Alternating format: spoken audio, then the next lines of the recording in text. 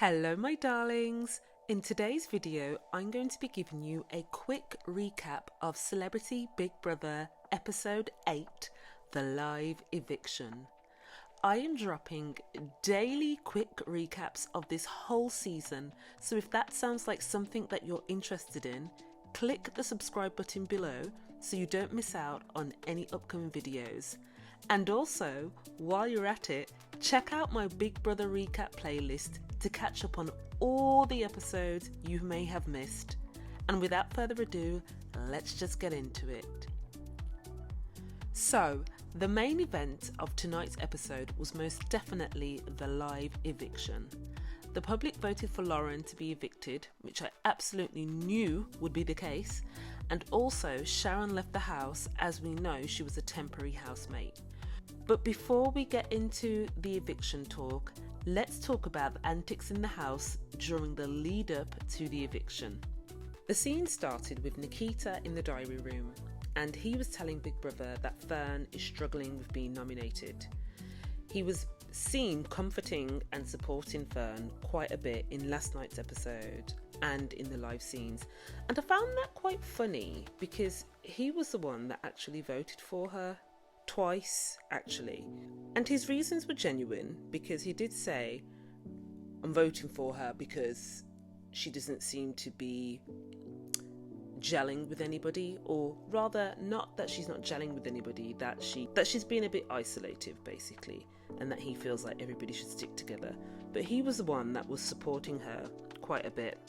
A lot of lovely comments came out about Nikita tonight actually, and outside of the fact that he looks good, by all accounts, everyone seems to think that he's a lovely person and that he's most genuine.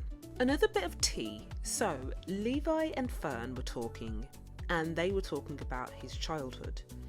And he said at 16 years old, he went to a detention centre for committing burglary. And the judge asked both of his parents to be present at the sentencing. And I think in the first instance, only his mum went. And it seems that if his parents could have made arrangements to basically keep him out of trouble, he may have been spared the detention time. However, his dad basically said to the judge, lock him up. And they did.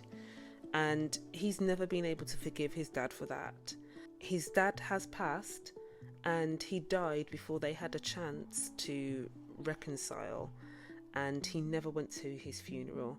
And I feel like this may be why he's so big on forgiveness, because he's personally been through, such a sad situation where unforgiveness is concerned. The housemates took part in an activity called You're a Star, where the boys basically competed against the girls to be crowned a star. Marisha was the vocal coach, Nikita was the choreographer, Sharon and Louis were the judges, and the remaining housemates were placed in the bands Flavor Ladies and Sexy Slayers. This is one task where Louis stepped up to the plate because he literally got to be himself. In discussion with Sharon about who's got star quality, he was like, Ekin-Su, Bradley and Zizi have star quality, however Fearne can't be a star. And Sharon's going, stop it Louis. And and he's like, I don't think she's right. And she's like, Louis, stop it. And he was like, in a girl group, she's not right. And Sharon's like, Louis, will you stop? And he was like, I'll have to put Fearne at the back. And and it doesn't stop there. Just before the performance, Louis checked in on the girls and he was like, wow, you all look so good. Even Fearne looks good. And all the girls were like, wow, you can't say that, Louis. And he was like, but she's old. And Fearne was literally taking it on the chin. She wasn't letting it bother her. And she really got into the zone, to be honest, which was really nice to see.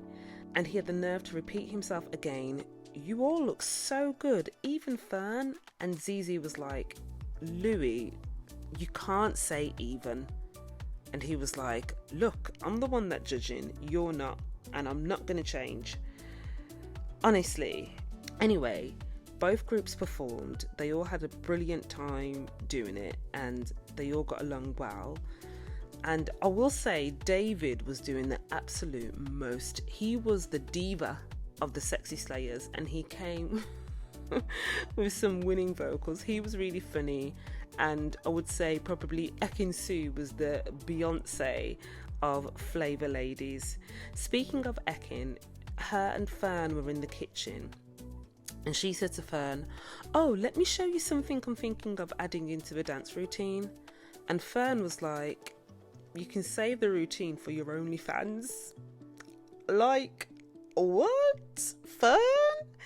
Ekin, I was stunned, but Ekin was stunned, and she was like, "I haven't got an OnlyFans. I don't even have a bikini pic on any of my social media pages. Just because I was on Love Island, blah, blah, blah, blah, blah. It doesn't mean that I'm that way inclined." And Fearne was then like, "I don't even know what OnlyFans is." And I was like, I don't even know if I believe that.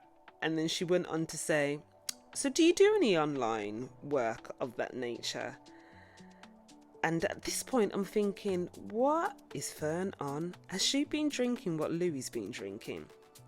But in the end, she did apologise to Ekin, and she was like, "I didn't mean anything by it. It was literally a joke," and seemed sincere in her apology.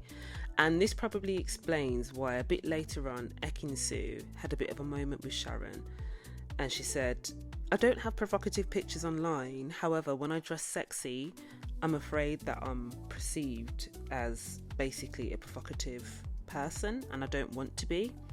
Especially when I go into serious meetings, I don't want to be judged." And Sharon basically said to her, "You're not a bimbo. You don't come across as a bimbo. You actually do come across as a smart girl, and you're naturally sexy. And basically, some people just have that charisma. So don't let that detract from who you really are." So she gave her some lovely advice. And then Ekin was like, "I don't want you to go," and started getting really soppy, as she did for Lauren. And to be fair, those are the people that she's been hanging around with the most, so it's understandable why she would feel sad. I'm just trying to think, because yesterday Sharon, Ekin, Louis and Lauren were having a conversation about OnlyFans, and Sharon was basically saying that she doesn't respect OnlyFans and the whole, ethos of it. And Lauren was like, "I know someone who made £1 million in 1 year doing OnlyFans. It's basically better than working in Tesco's. What's the alternative, for making so much money?" And Louis was like, "There's no alternative." And I'm just thinking, was Fearne present at that conversation? But I don't think she was, to be honest with you. Usually I'm quite a bit of a harsh critic on Ekin-Su, because I do feel like she's a bit of a brown noser, and I feel like she really does know how to play the game, so I don't feel like she's all that genuine. But I do feel like this is a bit of a moment where it might be a bit of a insecurity for her, this whole coming across as sexy thing. Anyway, in the end, the boys won the competition and they were crowned stars, and it really lightened the mood, and everyone got a chance to bond once more before the inevitable happened. And some random tea that was spilled through the day. So Louis said Andrew Lloyd Webber was a bit of a freak and really strange, and Sharon said that she thought he was gay, and Louis was like, he definitely is not, because he's actually married to a woman. Coulson asked Louis what it was like managing Jedward, and Louis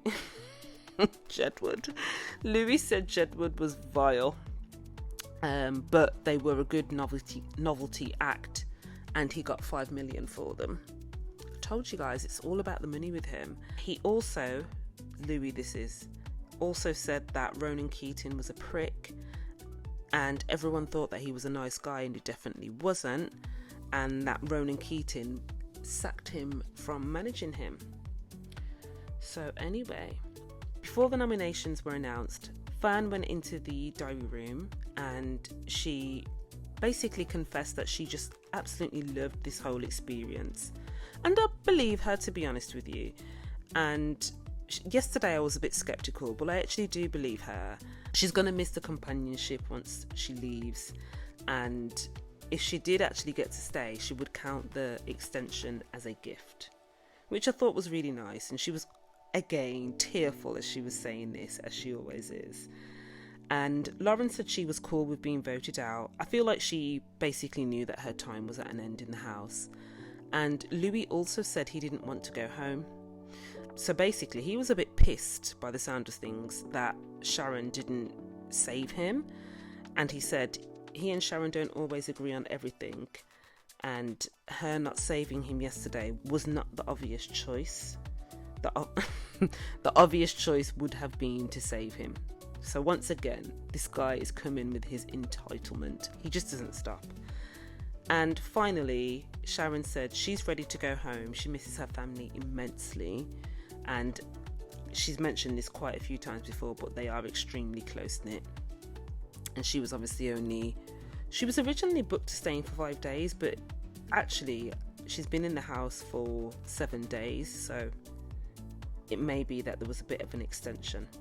Just before the nominations were announced, Big Brother asked Sharon which housemate has made the best impression on her. And she said Nikita, because he's beautiful inside and out. And she also said that he's diabetic. And despite the fact that he's diabetic and everything that he has to deal with, he doesn't complain. So I thought that was quite interesting because, again, he's not one of the contestants that we've seen a lot about thus far.